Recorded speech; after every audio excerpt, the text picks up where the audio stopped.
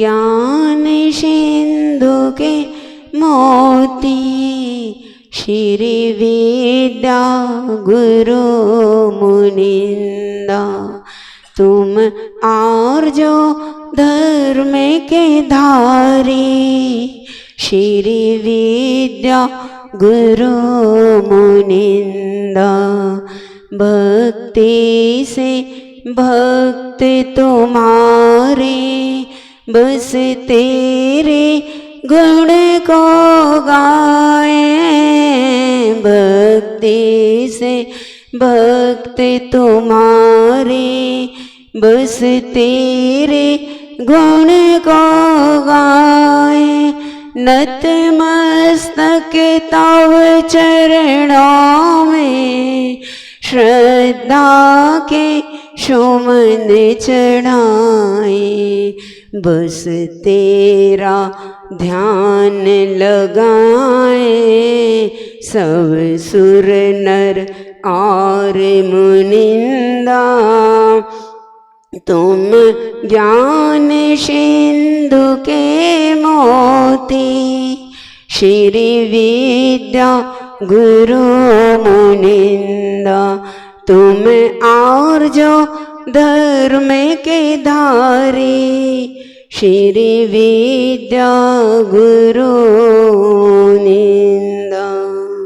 पंचप्रविष्टि भगवान के, देवादेव मूलनायक भगवान महावीर स्वामी के, कुंडलपुर के बड़े बाबा के, चिंतामणि पार्श्वनाथ भगवान के, उत्तम आर्यो धर्मधारी आचार्य भगवंत गुरु श्री विद्यासागर जी महामुनि राज के, निर्यापक श्रवण पूज्य मुनि श्री समय सागर जी, श्री योग सागर जी, श्री नियम सागर जी, श्री सुधा सागर जी महाराज के, 3,9 करोड़ मुनि महाराजों के, 10 लक्षण महापर्व के, उत्तम आर्यो धर्म के, पूज्य गुरुमती द्रोणमती माता जी के, परम पूज्य अनंतमती माता जी की जय। वंदनीय आरिका संघ की जय। पर्वराज का तृतीय दिवस, उत्तम आर्यो धर्म।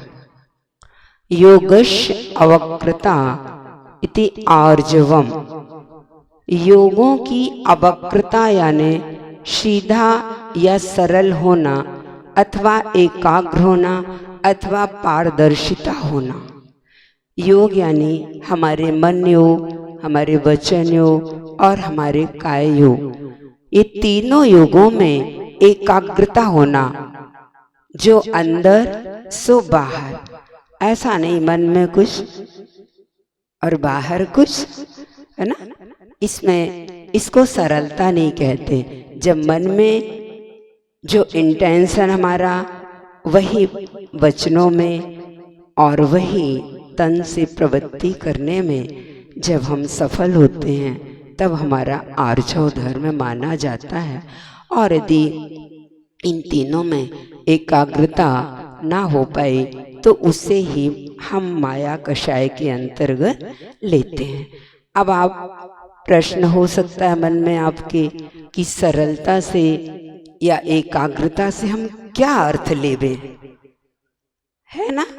सरलता या एकाग्रता से हम क्या अर्थ समझें?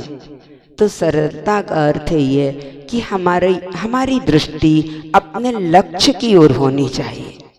अपने लक्ष्य की ओर, जो हमारा उपादेय है, जो हमारा लक्ष्य है पाप से रहित, हमारा लक्ष्य पाप से रहित जो लक्ष्य है, अपने आराध्य की आराधना करना, अपना आराध्य के चरणों में आकर दोषों से रहित होना, और इस प्रकार अपना जीवन इतना क्षमामय, इतना कोमल और इतना सरल हो जाए, इतना पवित्र हो जाए कि हमें लक्ष्य के अलावा अलक्ष्य में जाना ही नहीं। जब जब हमारी जो भूमिका है, हमारी जो मर्यादा है, अपनी भूमिका और मर्यादा के भीतर रहते हुए अपनी दृष्टि अपने कर्तव्य की ओर और लक्ष्य की ओर होती है, वही आर्जव धर्म और वही अपने मन वचन काया की सरलता कही जाती है। प्रायः करके अनेक प्रकार की प्रसंगों में हम अपने लक्ष्य से हटकर अलक्ष्य की ओर चले जाते हैं। इसे ही सरलता ना कहकर और वक्रता या टेढ़ापन की कोटि में आ जाता है। ठीक है ना? अपना लक्ष्य क्या है? वीतराग देव सद्गुरु की जो हमें चरण शरण मिली, जो उनकी छाया मिली, हम उनके चरणों में आकर उन जैसा बनने के लिए, उनके गुणों की प्राप्ति के लिए, जिस मार्ग पर, जिस अहिंसा और दया के मार्ग पर, जिस कर्म निर्जरा और संयम के मार्ग पर प्रभु बढ़े आगे, जिस मार्ग को उन्होंने अपनाया है वही हमारा लक्ष्य है। उसके अलावा सांसारिक सारी चीजें करनी पड़ती हैं, वे हमारे लक्ष्य नहीं हैं, वे हमें करने पड़ते हैं। इस प्रकार से हम निरंतर पाप रहित होकर जो अपना लक्ष्य बनाते हैं और जो हम समीचीन प्रवृत्ति करते हैं, उसका नाम ही एकाग्रता, सरलता होती है। आप पूजन पंक्तियां पढ़ते हैं प्रतिदिन आर्जव धर्म की, बहुत सरल पंक्तियां हैं, लेकिन अर्थ अपने को क्या लेना है, वैसा ही अर्थ, सरल अर्थ भी है उसका। क्या है? मन में हो सो वचन उचरिए, वचन हो ये सो तन सो करिए, है ना? तीनों योग आ गए ना। देखो छोटी सी बालिका ने उसने मन वचन काया को एकाग्र किया, तब पढ़ पाई है। आज किया ना, आज तत्वशुद्ध का पाठ। जो बच्चे हैं सरल होते ही हैं, और मन वचन काया तीनों की एकाग्रता अपने लक्ष्य की ओर उसकी थी, इसलिए आज वो बहुत सरलता से, सहजता से उसने उसको स्मरण किया। देखिए अपनी अमूल्य सांसों का और अमूल्य जीवन के क्षणों का सदुपयोग किया। तो ये बचपन होता ही है, बहुत बड़ी प्रेरणा है पाठशाला के बच्चों को। सभी को अपने समय और शक्ति का सदुपयोग इस प्रकार करना है और जिन धर्म की महती प्रभावना करनी है। तो इसी प्रकार से ये जो पूजन की पंक्तियां आई हैं, इनमें ये बात कही गई है। आपको प्रश्न इनमें भी हो सकता है, मन में हो सो वचन उचरिया। तो मन में तो अनेक प्रकार के विचार आते हैं, तो आप उनको वचनों में लाएंगे तब तो फिर और गड़बड़ हो जाएगा ना। मन में कई प्रकार से हमारे अंदर विचार उठते हैं, कभी अच्छे कभी ना अच्छे, है ना, सत रूप असत रूप। तो उन सबको हम वचनों में लाएं क्या? उन सबको तो मन तक ही सीमित रहने दो। अज्ञानी व्यक्ति जो है, सम्यक दर्शन जिसके पास नहीं है, संयम जिसके पास नहीं है, वो निश्चित रूप से उसके मन में जो विचार होंगे वे स्व और पर के लिए हितकारी हो आवश्यक नहीं। लेकिन जो सम्यक दृष्टि संयमी जीव होगा, संयम जिनके पास है, उनके अंदर जो भी विचार आएंगे वो सा और पर कल्याण के लिए स्वपर हितकारी होंगे।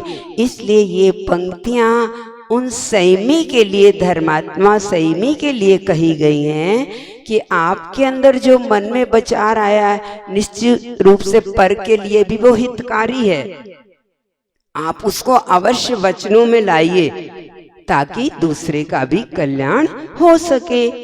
तो ये पंक्तियां किसके लिए कही गई हैं? संयमी जनों के लिए, जिन्होंने संयम व्रत लिए हैं, महाव्रत अथवा अणुव्रत में भी अपन को 5 पापों का स्थूल रूप से त्याग होता है, तो हम किसी के अहित के बारे में कभी भी विचार नहीं करते हैं। तो अब मान लीजिए यदि और कोई असंयमी व्यक्ति है और उसके मन में आ रहा है कि हम किसी को धक्का दे दें, तो उसको वचनों में लाना ठीक है क्या? नहीं है ना ठीक। इसीलिए तो उनके लिए नहीं कहा गया ये बात कि आपके मन में जो विचार आया उसको सब वचनों में लाओ, क्योंकि उसके अंदर सत विचार भी हैं और असत विचार भी हैं। इसलिए असत विचार यदि मन में आ भी गए तो उन्हें मन तक ही सीमित रखो, उन्हें वचनों में और काया में मत लाओ, ताकि किसी का अकल्याण ना होने पाए। तो ये सबसे बड़ी सरलता वाली बात हो गई कि हमारी दृष्टि हमेशा लक्ष्य की ओर होनी चाहिए। हम बार बार अपने लक्ष्य को, उपादेय को भूलकर अलक्ष्य में चले जाते हैं, किसी प्रलोभन में आ जाते हैं, किसी और भी अन्य प्रकार की बातें, प्रमाद में आ जाते हैं। तो हम लक्ष्य से हटकर धीरे धीरे अलक्ष्य में आ जाते हैं। अच्छा, वो संस्मरण याद आ गया गुरु जी का, है ना, जब मतलब इसमें घटित हो जाए तो आप घटा लेना। वो आचार्य जी जब मुनिराजों को भेज रहे थे बाहर बंजी करने के लिए, प्रभावना करने के लिए, तो अपनी माँ जैसे बच्चों को बाहर भेजती है तो कुछ कुछ बातें बतला देती हैं कि बच्चे ऐसी सावधानी रखना, कहीं अपन मार्ग से भटक ना जाएं, अपने लक्ष्य से भटक ना जाएं। तो ऐसे गुरु जी ने कहा था उन मुनिराजों के लिए कि आप बाहर जा रहे हैं ना, तो बाहर की हवा से बचना, है ना, सुना भी होगा, है ना, शायद पहले भी कभी कहा। तो बाहर की हवा से बचना। तो मुनिराज समझ नहीं पाए गुरु जी की क्या रहस्य है इसमें। तो उन्होंने कहा, गुरुदेव, बाहर की हवा से मतलब स्वास्थ्य ठीक नहीं रहता है, इसलिए बाहर जा रहे हैं तो ठंडी हवा और कभी वर्षा का पानी और ठंडी हवा। आचार्य शायद ये कह रहे हैं कि स्वास्थ्य ठीक रहे इसलिए बाहर की हवा से बचना। तो उन्होंने फिर पूछा, आचार्य जी मतलब कब कब कब बचना है, क्या है? तो हमेशा बचना है बाहर की हवा से, चाहे ठंडी हो, चाहे गर्मी हो, चाहे वर्षा, तो 12 माह बचकर ही चलना है बाहर की हवा से। तो आचार्य जी ने फिर कहा कि देखो, हवा का विलोम क्या होता है। आचार्य जी तो शब्दों से खेलते हैं, आपको मालूम है, शब्दों के जादूगर हैं, है ना। कोश में भी जो नहीं मिलेगा ऐसे नवीन शब्दों की रचना करके, और हमें उसके अर्थ को अंदर तक हमारे मर्मों को छू जाए, ऐसा उसका सरल ढंग से हमारे अंदर आध्यात्म की ओर हमें प्रेरणा देते हैं। तो हवा का शब्द का विलोम अर्थ, विलोम क्या हो जाएगा? रूप। देखो जल्दी बन गया। वाह ने गुरु जी का प्रयोजन था कि हम बाहर जा रहे हैं, ऐसा नहीं हो कि हमारा मन बाहर की वाह वाह में आ जाए, और बाहर की वाह वाह में आ जाए तो फिर हम अपने लक्ष्य को ही, अपने साधना को, अपने लक्ष्य को, अपने महाव्रतों को निरतिचार पर पालन करने में कहीं दोष ना आ जाए। तो अपनी मूल पूंजी, हमारे जो व्रत है 28 मूल गुण, उनको सुरक्षित रखना है। बाहर की वाह वाह में आकर हम अपने लक्ष्य से च्युत ना हो जाएं। तो ये है लक्ष्य की ओर दृष्टि रखना, इसको सरलता कहते हैं। तो ये सरलता हमारे अंदर, आपका लक्ष्य क्या? श्रावक धर्म का षटावश्यक का पालन करना, प्रतिदिन प्रातः काल उठकर अभिषेक, पूजन, सामायिक प्रतिक्रमण, जैसा कि आप लोग आ रहे हैं, आज 3रा दिन है, आ रहे हैं, और जो नियम अनुशासन बनते हैं 10 दिनों में विशेष रूप से, है ना, तो अपन को उन नियमों का भी पालन करना होता है। तो वो सरलता कहलाती है। यदि हम जो नियम धर्म की प्रभावना के लिए, सभी के कल्याण के लिए हैं, तो हम उन नियमों का पालन करें तो अवश्य हमारे लिए आर्जव धर्म अपने मतलब धीरे धीरे करके आता है। और पूर्ण रूप से तो जब हम महाव्रतों को अंगीकार करते हैं तब हम आर्जव धर्मधारी 10 धर्म ये आचार्य परमिष्टि के मूल गुण में आते हैं। तो पूर्ण रूप से पालन तो आचार्य परमिष्टि का होता है, और आंशिक रूप से हम लोग भी उसका पालन करते हुए आगे बढ़ते हैं। तो ये बात अपने को ध्यान में रखना है। मन में हो सो वचन उच्चरिए, वचन होए सो तन से करिए। लेकिन जब हम संयम हमारे जीवन में आ जाए, पाप रहित विचार आ जाए, सपर कल्याण की भावना हर समय हमारे अंदर आ जाए, तो हम निश्चित रूप से अपने लक्ष्य को प्राप्त करने में सफल होते हैं। आपने आचार्य वादिराज मुनिराज और उनकी रचना एक ही भाव स्तोत्र का आप पाठ भी करते होंगे। देखिए कितनी बड़ी सरलता का वो चमत्कार हुआ है। आचार्य वादिराज मुनिराज के जीवन में जो प्रसंग घटित हुआ वो किसकी वजह से एक चमत्कार हुआ?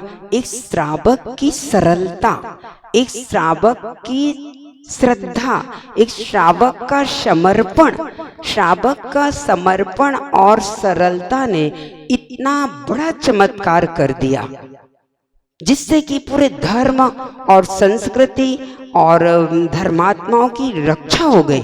इस धरती पर धर्म धर्मात्मा की रक्षा बनी रहे, इतना बड़ा चमत्कार हुआ उस श्रावक की श्रद्धा, समर्पण और सरलता की वजह से। ऐसी भक्ति जागृत हो गई कि उस भक्ति से बड़े बड़े संकट और उपसर्ग दूर हो गए। बंधुओं, जिनेन्द्र प्रभु की भक्ति में वो शक्ति है। आचार्य भगवंतों ने ये बात बताई है कि जिनेन्द्र प्रभु की भक्ति करने में वो शक्ति है, वो चमत्कार है जो आत्म ध्यान करने में तो शुद्धोपयोग की भूमिका बनती है।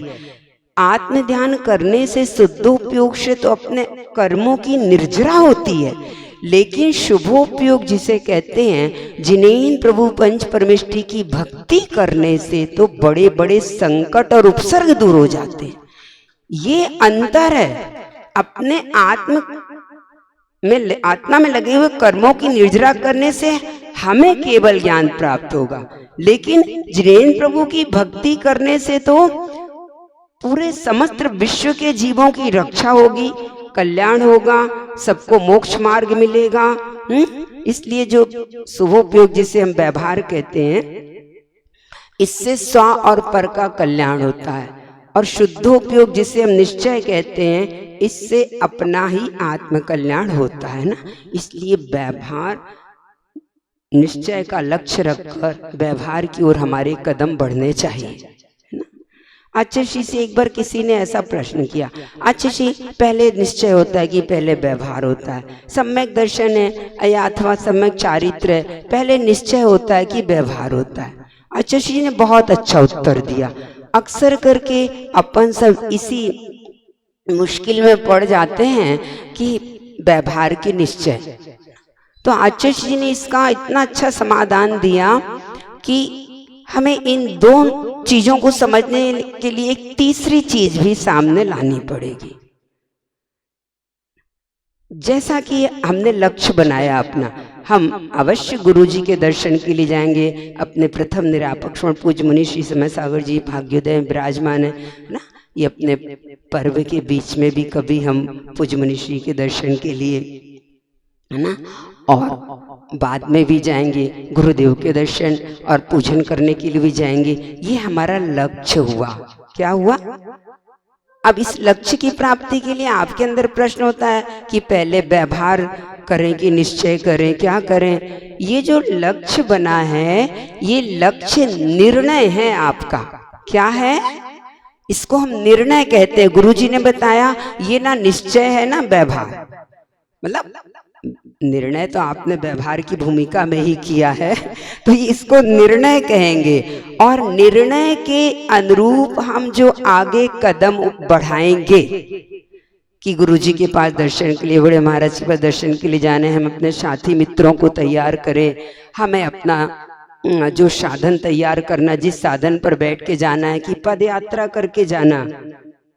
पद यात्रा भी बहुत अच्छी चीज है। अभी तो सारे शिविरार्थी सारे वाहन का त्याग करके पद यात्री बने, है ना। तो पद यात्रा करके जाना है, अपने साथी मित्रों को जोड़ना है, और द्रव्य की थाल पूजन आदि क्या सजाना है, हमें ये साधन हो गए। लक्ष्य के अनुरूप, निर्णय के अनुरूप हमने जो व्यवहार में कदम उठाए, साधन सामग्री हमने जो एकत्रित की, वो कहलाता है व्यवहार। और फिर जब हम गुरुजी के चरणों में पहुंच गए, उनकी चरण रज, उनका आशीर्वाद और उनकी प्रसन्नता सब कुछ प्राप्त हो गई, तो हम धन्य धन्य हो गए। तो ये हो गया हमारा निश्चय की प्राप्ति। ठीक है ना। पहले निर्णय, निर्णय के अनुरूप व्यवहार के कदम, वही व्यवहार के कदम सही माने जाएंगे जो आपके निर्णय के अनुरूप होंगे ना। और फिर जब उसकी प्राप्ति हो गई उसको हम निश्चय कहते हैं। इसलिए पहले व्यवहार की पहले निश्चय ऐसी कोई बात नहीं होती है। हेतु नियत को होई, नियत यानी निश्चय का हेतु क्या है? व्यवहार। कारण से कार्य की उपलब्धि होती है। तो हमेशा हमें ये पंक्ति ध्यान रखना है, हेतु नियत को हुई, व्यवहार कारण है और निश्चय कार्य है। वही कारण सही माना जाएगा जो हमें कार्य की उपलब्धि करवा दे। तो निर्णय के अनुरूप व्यवहार के कदम और फिर निश्चय की प्राप्ति। तो प्राप्ति का नाम है निश्चय। फिर तो आप भगवान जैसे हाथ पे हाथ रख के बैठ जाएंगे, कृत हो जाएंगे, बिल्कुल सरल, कुछ करना ही नहीं है। फिर तो हाथ पे हाथ रखकर बैठने का काम है ना। वो भजन पढ़ते हैं ना आप, हाथ पर हाथ रखे ऐसे, करना कुछ न रहा जैसे।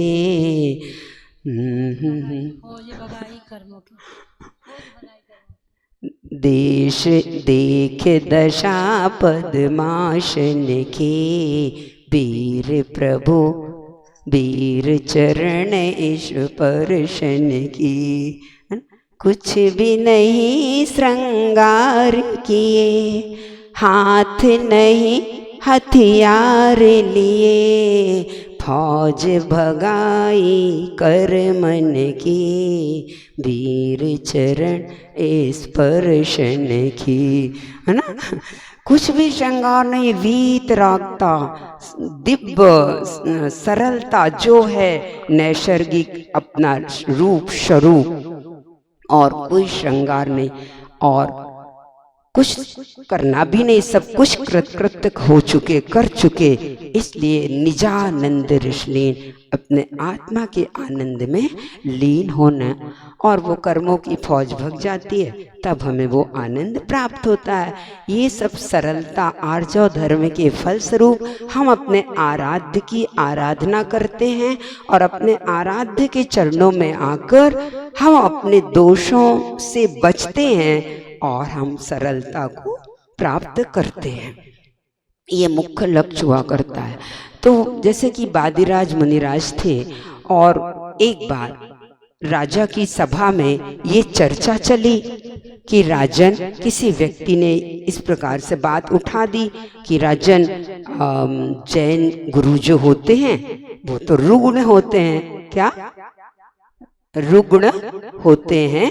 इसलिए मतलब पहले देखिए, ऐसे ऐसे राजाओं के जब शासन थे तो उस समय ऐसी ऐसी शर्तें रखी जाती थी कि जिस धर्म में कोई चमत्कार दिखाया जाएगा, कोई ऐसी विशेष बात दिखाई जाएगी, तब उस धर्म को करने की यहाँ पर स्वतंत्रता दी जाएगी।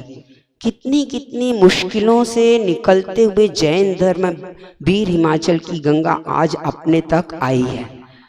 तो बीच बीच में कई बार ऐसी परिस्थितियां प्रतिकूल बनती हैं और धर्म के ऊपर इस प्रकार की स्थितियां बनने लगती हैं कि हमें धर्म करने की भी स्वतंत्रता नहीं। वीतराग देवशाद रूप पंच परमेष्टि की पूजन भक्ति और अपने को पाप से बचाकर नियमों का पालन करें, बहुत ही कठिन हो जाता है उस धर्म की रक्षा करना। आज हम सबको गर्व होना चाहिए कि हमें आज तक वो धर्म की धारा वीर हिमाचल की अभी तक आती जा रही है निर्दोष रूप से। पूज्य गुरुदेव की महिमा कि आज उन्होंने इतने व्रती और संयमी भाई बहनों को तैयार कर दिया कि सर्वत्र में उस अहिंसा धर्म की और संयम धर्म का दर्शन हो रहा है। और आगे भी इन्हीं युवा भाइयों के कंधों पर, नाम तो बहुत अच्छा है, सारथी समूह, और काम भी अच्छा हो कर रहे हैं। मैं तो कह रही निश्चित रूप से कोई महावीर निकलना चाहिए इस सभा में से, है ना। बढ़ गई है पीर, पर्वत सी पिघलनी चाहिए। बढ़ गई है पीर, पर्वत सी पिघलनी चाहिए। इस हिमालय से कोई गंगा निकलनी चाहिए। छाया है चारों ओर अज्ञान अंधेरा, छाया है चारों ओर अज्ञान अंधेरा। इस धर्म सभा से, इस सारथी समूह सभा से कोई महावीर निकलना चाहिए। इस धर्म सभा से कोई महावीर निकलना चाहिए। हमारे अंदर ऐसा पवित्र लक्ष्य बने कि हमें जो कुछ मिला धर्म की बदौलत, जितनी योग्यता, जितनी गुणवत्ता, जितनी संपन्नता, जितना ये पावन कुल, उच्च कुल, अहिंसा प्रधान संस्कृति में जन्म लेने का जो हमें गौरव और गर्व है, वो हम उसको सुरक्षित रखें। हम जैन बनकर ही जिन बन सकते। जैन के पहले इंसानियत लानी होती है। इंसानियत से एक कदम आगे बढ़ने पर जैनत तो बनता है ना। सामान्य से सदाचार के जो नियम होते हैं वे सदाचार, सद आशय, एक इंसान और मानवता के नाते हमारे अंदर होती है। फिर हम जैनत्व तो उससे भी एक कदम आगे का, फिर उससे एक कदम और आगे बढ़ते हैं तो हमारा और पवित्र आचरण और दृढ़ श्रद्धा जो होती है वो हमें जैनत्व को सुरक्षित रखने में, आगे परंपरा को बढ़ाने में सहयोगी सहायक सिद्ध होती है। तो इस प्रकार से जो बात बताई जा रही है, चूँकि उस श्रावक की सरलता की ही बात है ना। तो राजसभा में जब इस प्रकार बात आई तो कि जैन साधु रुग्ण होते हैं, तो वहां पर जो एक दूसरे श्रावक जैन बैठे हुए थे, ये तो कोई अदर व्यक्ति, किसी ने भी ऐसी बात राजा के सामने रख दी। तो वहां पर जो एक जैन श्रावक जो जिनकी सच्ची निष्ठा थी, उनसे ये सुना नहीं गया, उनसे नहीं रहा गया कि ये बात हम कैसे सुन के रहे, चुप कैसे बैठे। अरे अपने गुरु तो कितने महान होते हैं, उनके पास तो तप की, अध्यात्म की इतनी बड़ी शक्ति होती है। ये बात अलग कि वे अपने लिए उसका कुछ प्रयोग नहीं करते, अपने कर्म निर्जरा में रहते हैं, अपनी तप साधना करते हैं। तो वो श्रावक के मतलब उसको चुप नहीं रहा गया और उसके मुख से निकल गया, नहीं नहीं राजन, ऐसा नहीं, हमारे गुरु तो सर्वांग सुंदर होते। अब उधर निकल तो गया, अब राजा को निर्णय करने में मुश्किल पड़ गई। किसी ने कहा कि ऐसे होते हैं और किसी ने कहा ऐसे। अब इस बात का निर्णय कैसे बने?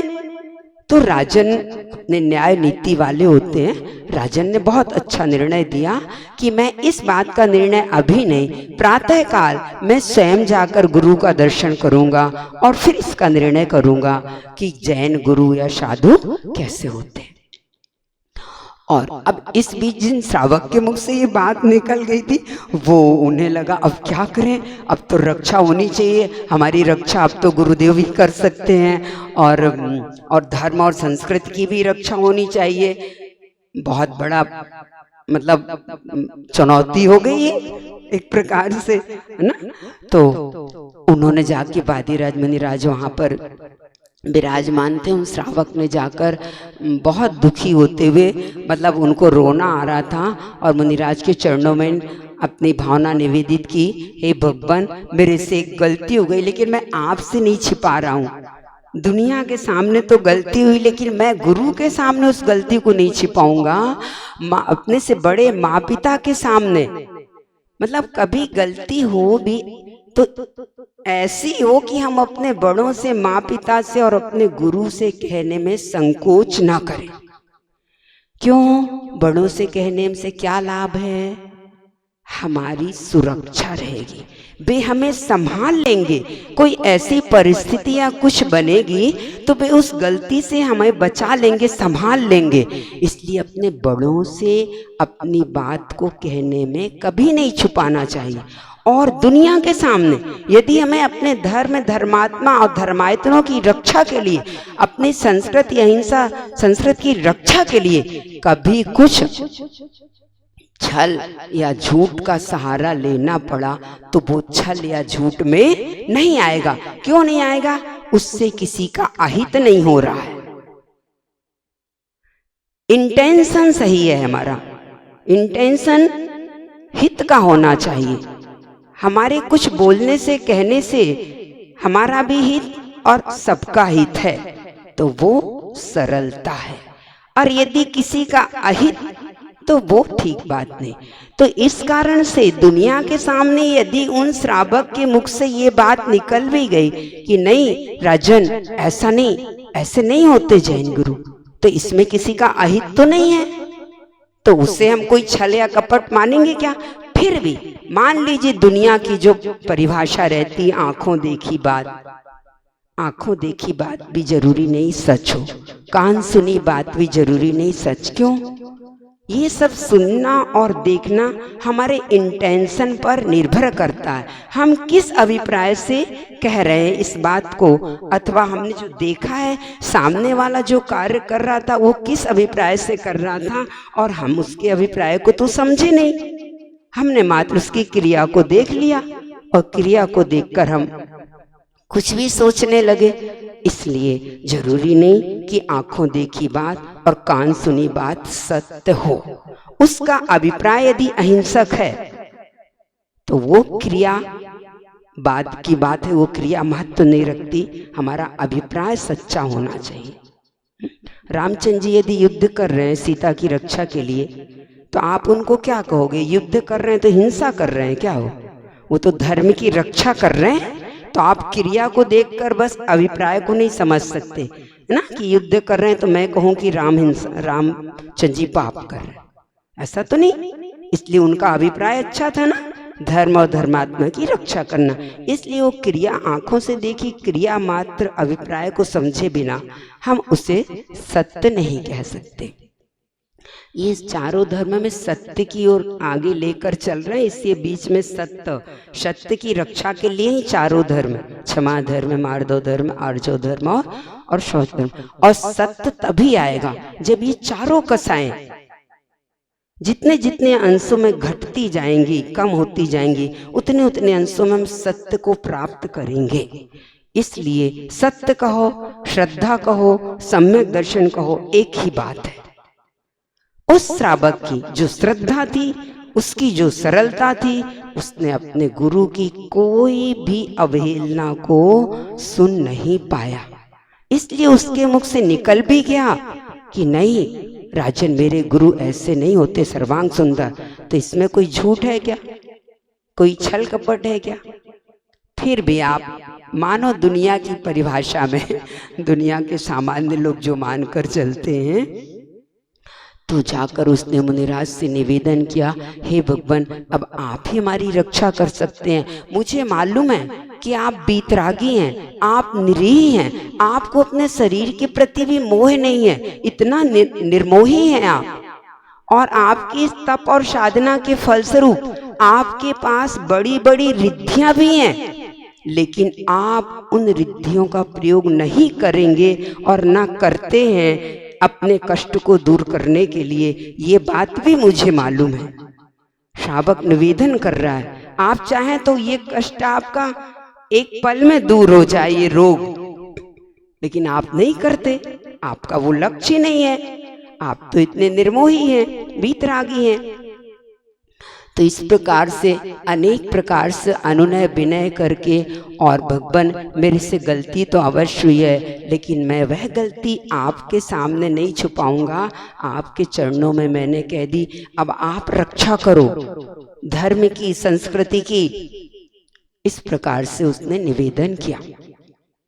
तो मुनिराज भी कहते हैं कि मतलब क्यों तुमने ऐसा किया, वो कहा तो, लेकिन वो सोच रहे हैं कि अपने को इस श्रावक की श्रद्धा को धूल में नहीं मिलने दे। देखो करुणा, मुनिराज की करुणा, उन्हें लगा कि अब इस श्रावक की श्रद्धा को हम जीवंत रखें, इसकी श्रद्धा को हम अमर बनाएं, इसकी श्रद्धा को हम धूल में ना मिलने दें, ताकि इस धरती पर धर्म और धर्मात्मा का गौरव बना रहे।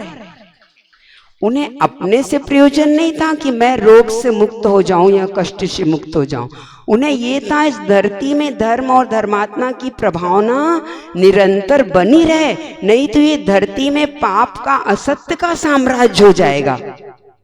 चारों ओर असत्य का और पापाचार का बोलबाला हो जाएगा।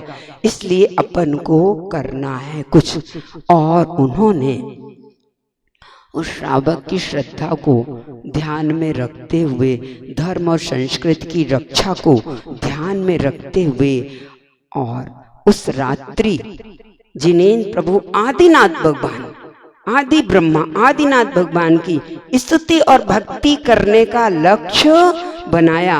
आत्म ध्यान को छोड़कर, जो आत्म ध्यान और शुद्धोपयोग में लीन रहने वाले आचार्यवादीराज, जिनके पास अनेक रिद्धियां थी, उन्होंने आत्म ध्यान को छोड़कर, है ना, जैसे कि आचार्य श्री जी सबकी, आप सबके दुख और कष्ट को दूर हो ऐसी करुणा करके, है ना, और आप सबके लिए इतना मार्ग प्रशस्त कर रहे हैं, है ना। नहीं तो वो तो शुद्धोपयोग में लीन रहते, वो तो अपने गुरु, जो गुरु ने उनको आशीर्वाद दिया है कि संघ को गुरुकुल बनाना है। कितनी दूरदृष्टि आचार्य ज्ञान सागर महाराज की, कि इस पंचम काल में कैसे वीर हिमाचल से निकली गंगा कैसे पंचम काल के अंत तक प्रवाहित हो पाएगी, कितना शिथिलाचार हो रहा है, कितनी मतलब यद्वा तद्वे बातें आती जा रही हैं सामने, तो कैसे ये वीर हिमाचल की गंगा वहां तक जाएगी। हमारी गलियों में आकर वो गंगा मटबैली ना हो, इस सब का ध्यान रखने का दायित्व भी अपना है। विशेष रूप से तो युवा भाइयों का और आप सबका आशीष और उनका जोश और आपका होश, मालूम है ना, पुराने लोगों में होश होता है और नए लोगों में जोश होता है, और ये दोनों मिल जाते हैं, जोश और होश, तो अहिंसा धर्म का जय घोष होता है। मैं देख रही हूं नेहा नगर में, सागर में, ये बहुत अच्छी बात समझ में आ रही, युवा भाइयों का जोश, है ना, और आप अपने बड़े प्रौढ़ और बुजुर्ग जनों का होश, ये दोनों मिलकर एक साथ कार्य कर रहे हैं। इसलिए आज अहिंसा धर्म का जय घोष हो रहा, और यदि ये दोनों नहीं मिल पाते हैं तो बड़ा अफसोस, फिर बड़ा अफसोस हो जाता है। इसलिए हमें उस जय घोष का बीड़ा डंका, जो हमने अहिंसा का डंका बजाने के लिए जो दुर्लभ पुण्य पर्याय मिली है हमें, हम हर कदम हर श्वास उसकी गरिमा को समझते हुए आगे बढ़ते जाना है हमको, जोश और होश के साथ।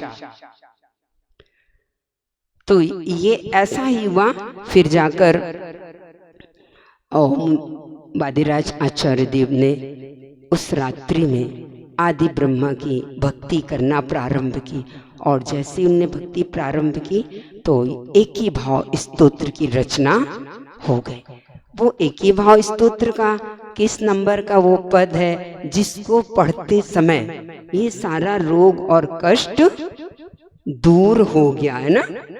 जैसे ही उन्होंने किस नंबर का, चौथे नंबर का जो पद है, देखिए एक ही भाव स्तोत्र बहुत ही अच्छा है।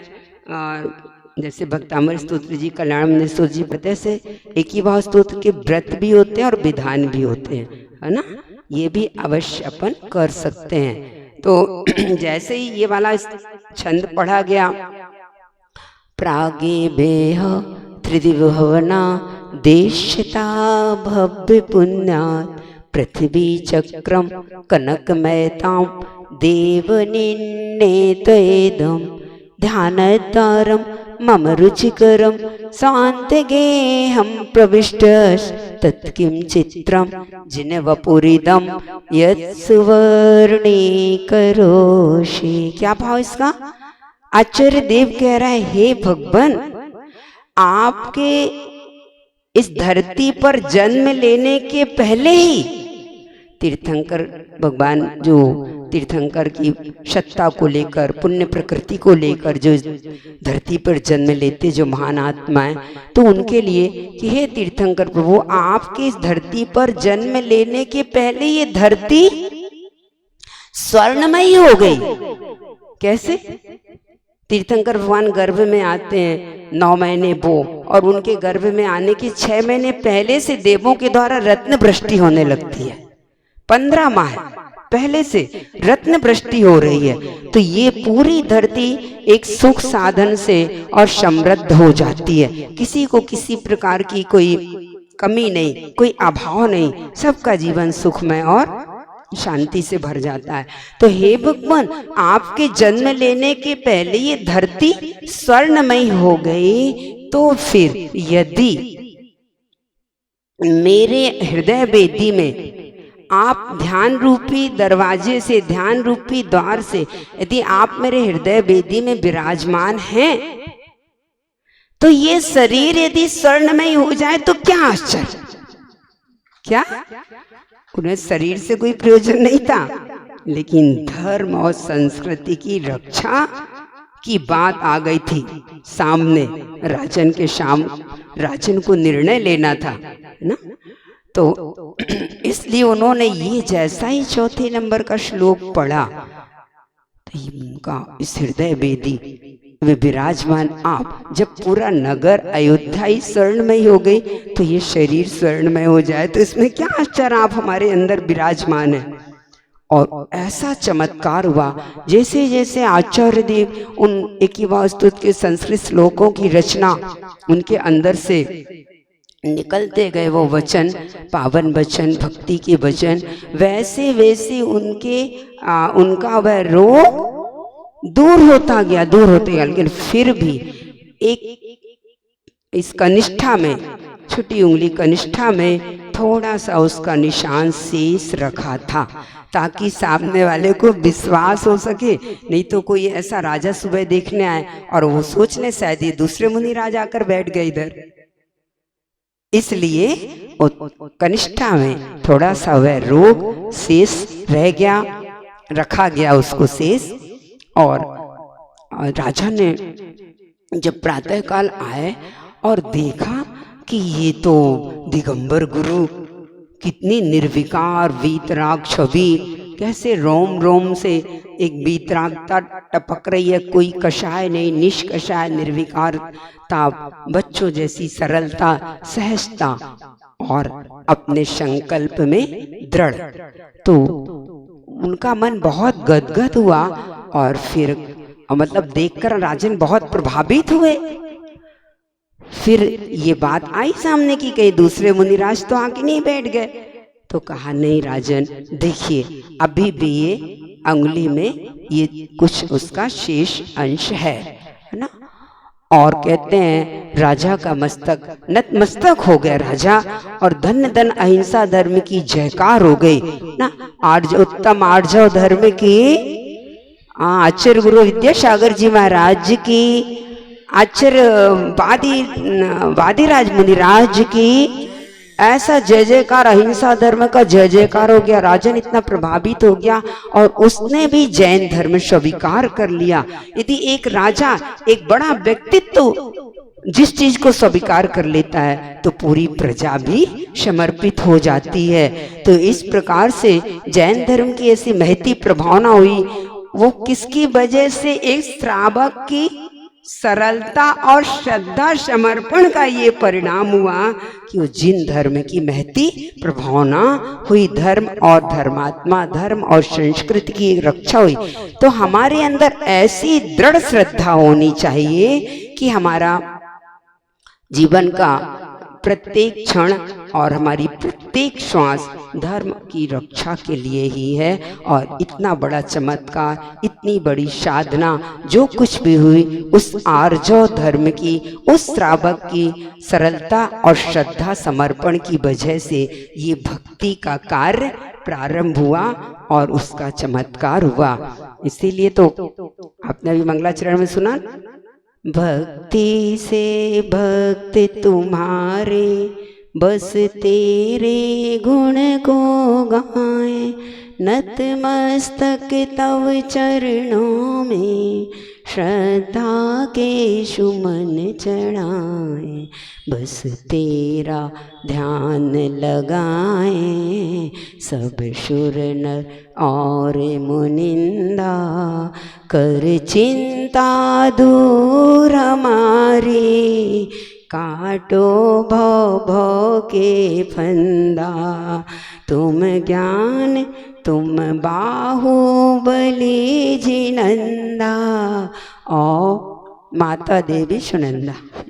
ये गोमटेश हम लोग चातुर्मास हुआ उस समय प्रति दिन सुबह से ये धुन चलती थी बाहुबली जिनंदा की।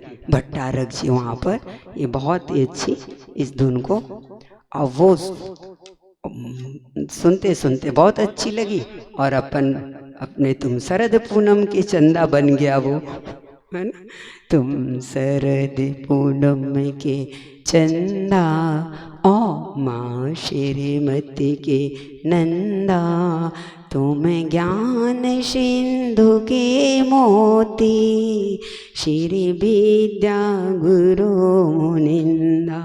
तुम 10 धर्मों के धारी, श्री विद्या गुरु मुनिंदा।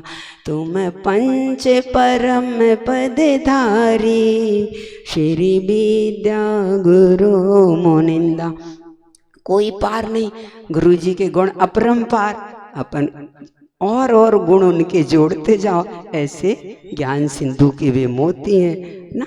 तो इस प्रकार से ये भक्ति के फलस्वरूप बड़े बड़े चमत्कार हुआ करते हैं। हमेशा हमें पाप रहित होकर अपने जीवन में अपनी श्रद्धा करनी चाहिए। संत साधु हो सकता है आपको बाहर से उनके जीवन में देखने में ऐसा लगता है, बाहर से तो देखो तो गम ही गम नजर आते, और अंदर देखो तो सरगम लहराते हैं। बाहर से चूंकि हमारी दृष्टि ये भौतिक रहती है, तो हम यही सोचते हैं कि ये ऐसे दिख रहा है, ऐसे मतलब इतने कष्ट हैं, इतने तपस्या है, इतनी साधना की श्लोच करनी पड़ रही, उपवास कर रहे हैं, अंतराय कर रहे हैं, गर्मी में बिहार कर रहे हैं, कितने कष्ट हैं।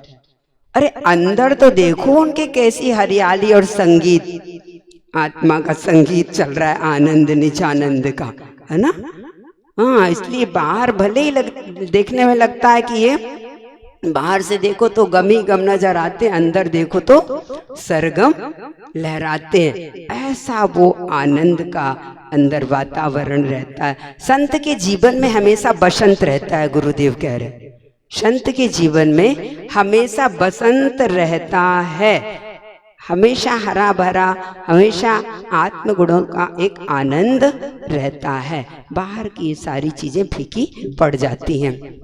इस प्रकार से आर्जव धर्म और अपने जीवन में मतलब जितनी सरलता होगी। आचार्य ने एक बहुत अच्छा संस्मरण बतलाया था। देखो कैसा संस्मरण कहें या उसे प्रथमान योग का छोटा सा दृष्टांत बात कि एक बार राजा ने घोषणा की। क्या घोषणा की? कि मतलब एक धागा दिया, धागा, और उस धागे को जो एक पाइप, टेढ़ा मेढ़ा पाइप दिया, उस धागे को टेढ़े मेढ़े पाइप के अंदर से इस पार से उस पार ले जाना है, आर पार करना है उसे। तो वो क्या हुआ कि उस टेढ़े मेढ़े पाइप से कैसे उस सीधा धागा आर पार हो पाए, धागा कैसे आर पार निकल पाए, इस छोर से उस छोर तक पहुंच पाए। तो लोगों को समझ में नहीं आ रहा था, और राजा ने घोषणा की थी ये जो भी इस काम को करे अथवा पुरस्कार मिले अथवा दंड मिलेगा, नहीं काम हो पाएगा तो सभी लोग अभय कुमार के पास पहुंच गया। सैनिक राजा के पुत्र है ना अभय कुमार जी, वो बहुत ही बुद्धिमान। तो सब लोग कोई समस्या होती उनके पास पहुंच जाते। तो अभय कुमार जी के पास पहुंचे और कहा आप बताओ इसको किस प्रकार से करना है कार्य को। तो अभय कुमार जी को तत्काल, चूंकि भले पाइप टेढ़ा मेढ़ा है, उनका मन तो बहुत सीधा है। जिसका मन सीधा सरल है वो टेढ़े मेढ़े रास्ते में भी चल लेता है। और यही हुआ, अभय कुमार जी ने क्या किया, उस धागे में आप बताएंगे क्या, कैसे हो सकता है टेढ़े मेढ़े पाइप में से उस धागा आर पार हो जाए? क्या बता रहे? हाँ, उस धागे में क्या चाशनी लगा दी, चाशनी लगाकर उसे कहाँ रख दिया? चींटियों का बिल जहां था ना, उन चींटियों के बिल के पास रख दिया और वहीं पाइप रख दिया, वहीं वो चाशनी लगा धागा रख दिया। अब चींटियां क्या करेंगी? आएंगी तो वो तो उस धागे में चींटियां लग गई और वो लेकर उस पाइप के अंदर प्रवेश करने लगी और इस छोर से उस छोर तक पहुंच गई, तो वो धागा भी आर पार हो गया। तो इस प्रकार से वो अपने परीक्षा में उत्तीर्ण हो गए, राजा के द्वारा पुरस्कार मिला। तो गुरुजी ने बताया अपना मन सीधा सरल हो तो टेढ़े मेढ़े रास्ते से भी अपना कार्य सफल हो जाया करता है। तो ऐसा हर समय हमारे अंदर ये मतलब माया या प्रदर्शन का भाव या वक्रता आती कैसे है? जब जब हम अपनी कमजोरियों को छुपाना चाहते, अपने वीक पॉइंट, कमजोरी को, दोषों को छुपाना चाहते हैं और अपने गुणों को प्रकट करते हैं और दूसरों के दोषों को प्रकट करते हैं। समझ में आ रहा ना? अपने तो हम दोष छुपाते हैं और दूसरों के दोष प्रकट करते हैं, अपने हम गुण प्रकट करते हैं और दूसरों के गुणों को छिपाते हैं। तब जाके ये हमारे अंदर प्रदर्शन या दिखावा का भाव आया करता है कि हम दूसरों के सामने अपने आप को अच्छा साबित कर सके। परिणाम ये निकलता है कि हम दूसरों के विश्वास को भी खो देते हैं, अविश्वास के पात्र बन जाते हैं। तो इसलिए हमें हमेशा ये बात ध्यान रखनी है कि हम दूसरों के गुणों को प्रकट करें और अपने गुणों को छुपाएं, है ना? और अपने दोषों को अपने बड़ों के सामने तो हम प्रकट ही कर सकते हैं, जिससे वे हमें संभाल लें, गलती होने से हमें वे बचा लें। तो ये हुआ मतलब दिखावा या प्रदर्शन या मायाचारी आने की बात। आचार्य ने बताया एक बार कि आप ये जो प्राय करके दुकान में लिखते हैं ना, आज नगद कल उधार, क्या अर्थ होता है इसका? सोचा आपने? गुरुजी बता रहे हैं उसका। आज नगद और कल उधार, ये लिखने का क्या अर्थ है? नहीं, तो ये आर्जव धर्म की बात छिपी है इसमें। कैसा मतलब? हम सामने वालों को एक प्रलोभन दे रहे हैं, उसे एक आकर्षित कर रहे हैं कि तुम आज आओ, आज आओ, फिर कल तुम्हें उधार भी मिलेगा, लेकिन कल कभी आता ही नहीं है। तो ये क्या हुआ? मतलब हम हमेशा भविष्य यानी अनागत या अतीत की ओर देखते हैं तो हमारे अंदर टेढ़ापन आ जाता है। वर्तमान को देखेंगे और वर्तमान को संभालेंगे तो हम सीधे रहेंगे, लेकिन हमें अतीत का आ ज्ञाना कि भविष्य में भी ग्राहक आए, हमारी इनकम बने, आदि आदि। तो हमने क्या लगा दिया बोर्ड, आज नगद और कल उधार। ये इसमें मतलब छिपा है रहस्य। फिर कल आएंगे तो आप कहोगे कल तो आते ही नहीं, वो तो आज बनकर आता है। इसलिए आज नगद कल उधार, ये इसमें टेढ़ा मेढ़ापन छिपा है। वो तो सामने वाले को प्रलोभन दिया जा रहा है, आकर्षित किया जा रहा है। तो हमेशा हमारा अभिप्राय सही होता है तो हमारे कार्य भी सीधे सरल होते हैं। जब जब किसी माया के वशीभूत होकर कार्य किया तब तब उसका परिणाम नीच गोत्र का बंध, तिरंज गति में जाना आदि इस प्रकार की स्थितियां। इसलिए बंधुओं, अपने को भी जीवन में ऐसा ही नियम रखना है। हमने यदि देव दर्शन और पूजन अभिषेक का नियम लिया है तो हम कभी प्रमाद नहीं करेंगे। हम अक्सर क्या करते, हमारे कोई पुराने मित्र आ गए, कोई ऐसे विशेष आ गए तो हम मंदिर आना ही छोड़, मतलब उस दिन अभिषेक पूजन दर्शन करना ही छोड़ देते। अरे वो धर्म से प्रभु से बढ़कर वो थोड़ी हो गए। उनको भी प्रेरणा दो, चलो अभिषेक का समय है, अपन अभी मंदिर जी चल रहे हैं और फिर आकर बैठेंगे। ऐसा होना चाहिए। तो हमारा ये जो नियम संकल्प है वो सम्यक दर्शन एक दिन छाई सम्यक दर्शन में परिवर्तित होगा कि जब तक हम अभिषेक पूजन नहीं कर लिया तब तक हम अन्न जल ग्रहण करेंगे नहीं। अब मित्र कोई आ भी गए, विशेष कोई आ भी गए तो उनको भी लेके आएंगे, अन्यथा कहेंगे कि आप थोड़ा रुकिए, बैठिए। ये कहलाता है आपने उस अपने संकल्प की कीमत क्या की। इतनी ही संकल्प की आपकी कीमत है कि आपने, आपके मित्र आ गए तो आपने अपना संकल्प ही भूल गए। क्या संकल्प की कीमत कहलाई हमारी। इस प्रकार से हमारे अंदर जब ये दृढ़ता होती है, जैसे वो श्रावक की सच्ची दृढ़ता सरलता, तब जाके हम धर्म की रक्षा और अपना आत्म कल्याण का कार्य कर सकते हैं। सच्चाई से अपने जीवन को सुशोभित, सरलता से अपने जीवन को हम सुशोभित करते चलेंगे। आपका समय हो रहा है ना, मैं देख रही हूँ आप लोग को बहुत सारी आकुलताएं हो रही है ना, समय हो गया है। और ये कुछ पंक्तियां बता रहे हैं, हम अज्ञानता में क्या कर जाते हैं, कम से कम थोड़ा सा याद तो आए, है ना। जब हमारे अंदर मन में कुछ और बाहर कुछ होता है तो हमारे अंदर की परिणति कैसी हो जाती है। हे रे मन, क्या रे मन, तू मायाचारी का अजायब घरो। रे मूढ़ आत्मन, तू मायाचारी के अजायब घरो। राम नाम जपना पराया माल अपना की कुटिल नीति है तुम्हारी। मुख में राम बगल में छुरी की कुटिल नीति है तुम्हारी। आम के आम गुठली के दाम की कुटिल नीति है तुम्हारी। तन के उजले मन के काले की कुटिल नीति है तुम्हारी। अपना काम बनता भाड़ में जाए जनता की कुटिल नीति है तुम्हारी। जहां देखी तवा परात वहीं गुजारी सारी रात की कुटिल नीति है तुम्हारी। वक्त पड़े तो बाबा गधे को कहें काका की कुटिल नीति है तुम्हारी। गंगा गए गंगादास जमुना गए जमुना दास की कुटिल नीति है तुम्हारी। रघुपति राघव राजा राम जैसा मौका वैसा काम की कुटिल नीति है तुम्हारी। इसलिए इस नीति को, अनीति को, कुटिल नीति को, वक्र नीति को छोड़ दो और धर्म नीति से आड़ जाओ। धर्म नीति से नाता जोड़ लो, अपना धर्म नीति से नाता जोड़ लो।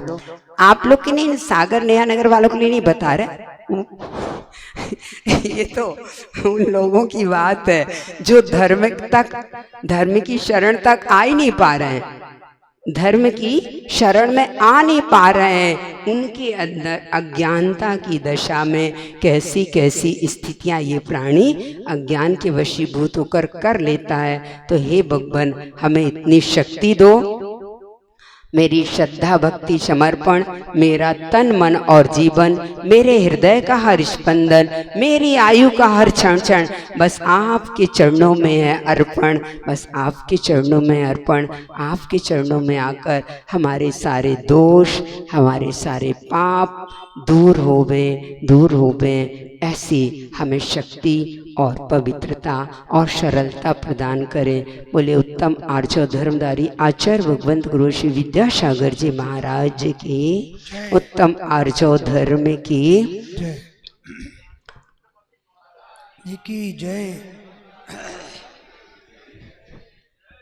जिनवाणी स्तुति कर। हाँ, आज का नियम अपना नियम हो गया ना। आपने पूछी नहीं नियम, कठिन लग रहा है क्या नियम? 24 घंटे का एक नियम करो। अच्छा ठीक है कि आज हमें सीधे बैठना है ना, हम टिकेंगे नहीं, ना दीवार से ना कुर्सी से, है ना, सीधे बैठेंगे हम। ठीक है ना, सीधे बैठेंगे। अच्छा नियम है। थोड़ी सी अपनी साधना भी, अपना धर्म का पालन भी और स्वास्थ्य के लिए भी अच्छा होगा, हमें तो लग रहा है ना। करके देखिएगा। बोलिए अहिंसा परो धर्म की। स्वर्गों से सुंदर सपनों सा प्यारा है गुरुवर का दास। बना रहे आशीष आपका, आए गुरु के द्वार, गुरु का द्वार न छूटे, चरण की छाँव न छूटे, जावाणी के ज्ञान ते शुझे लोकालो, सोवाणी मस्तक धरे सदा देते दो, हे जिनवाणी भारती माँ तो जपो दिन रहे, तू तेरा शरणा गए सो पावे सुख चैन, देव भजो अरिहंत को गुरु से बो निर्ग्रंथ, दया धर्म पालो सदा यही मोक्ष का पंथ। ओम ह्रीं कर सकते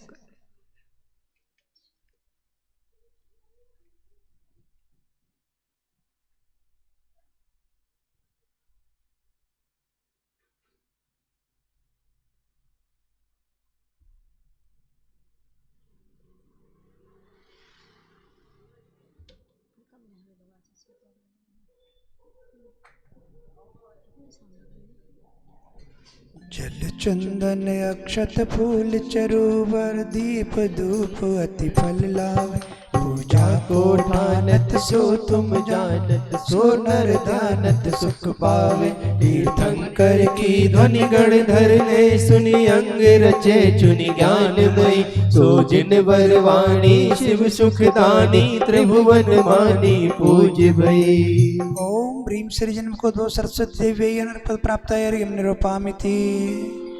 आचार्य श्री जी के चरणों में हम झुका रहे अपना माथा, जिनके जीवन की हर चर्या बन पड़ी स्वयं ही नवगाथा, जय नागम का वह सुधा कलश जो बिखराते हैं गली गली, जिनके दर्शन को पा करके खिरती मुरझाई हृदय कली, भावों की निर्मल सरिता में अवगाहन करने आया हूँ, मेरा सारा दुख दर्द हरो यह अर्घ भेंटने आया हूँ। हे तपो मूर्ति है आराधक है योगीश्वर है महाशक्ति, यह अरुण कामना देख सके युग युग तक आगामी वसंत।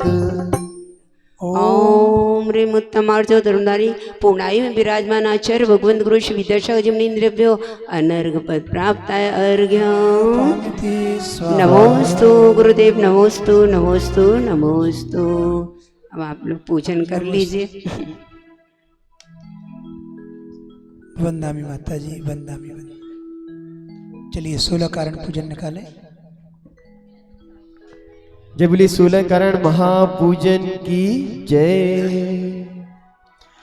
16 कारण भाई तीर्थंकर जे भये, हर्षे इंद्र अपार में रुपए ले गए, पूजा कर निज धन लखो बहु चाव सो, हमहु 16 कारण भावे भाव सो। ओम ह्रीं श्री दर्शन शुद्ध्यादि षोडश कारणानि यत्र अवतरोत्तर संभव षट् इत्याह्वान।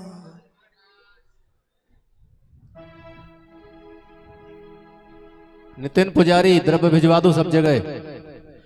कंचन झारी स्थापना तो जान दे भाई, सब लोग माता की वंदना कर रहे हैं इसलिए मैंने रोक लिया है।